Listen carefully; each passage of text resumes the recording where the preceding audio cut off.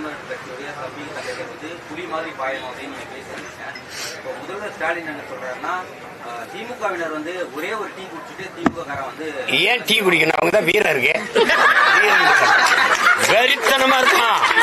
அப்படியே வெறித்தனமா ஒவ்வொரு தொண்டனும் வெறித்தனமா இருக்கான்னு பேசிக்கும் போது பின்னாடி திரைக்கு பின்னாடி வந்து அவன் போட்டுக்கிட்டு இருக்கான் வீரன். அனுப்பவா அனுப்பவா அனுப்பவா அண்ணன் அனுப்பவா. வெறித்தனமா அப்படியே வாழையும் கரும்பே பிச்சுக்கிட்டு ஓடுவான். வெறித்தனம் அதான் எங்க சனம் வெறித்தனம். அது ஐயோ ஐயோ எப்படி சும்மாதான் பேசுது. நிக்க எப்படி முடியும்? நிக்க எப்படி முடியும்? எப்படி நிக்க முடியும்? ஏதாவது தெளிவு ஊட்டத்தை சேர்த்துக்கிட்டு நீ வரியா உனக்கு அரை விழுக்க புள்ளி வாக்கு இருக்கான்னு தெரியாதவனு கூட சீட்டு.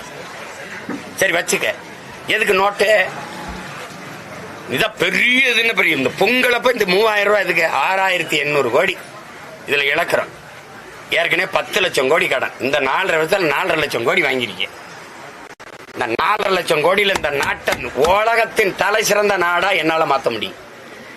இப்ப வரைக்கும் மழை பெஞ்சா கழிவு நீர் மழை நீர் வழிந்தோட இல்ல, குடிநீரோட கழிவு நீர் கலந்து வருது.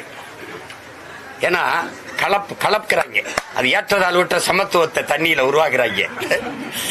இவங்களை போய் பேசிக்கிறீங்க. 60 வருஷம் 65 வருஷம் ஆண்டுட்டாங்க. இன்னும் தலைநகர்லயே பயணிக்க பாதை இல்ல.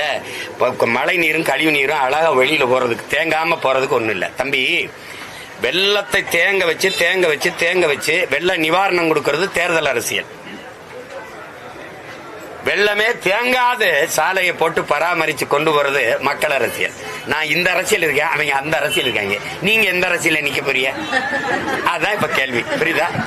என் தம்பிக்கு தான் சொல்றேன். இந்த பதில் புரியுதா? புரியுது. வேற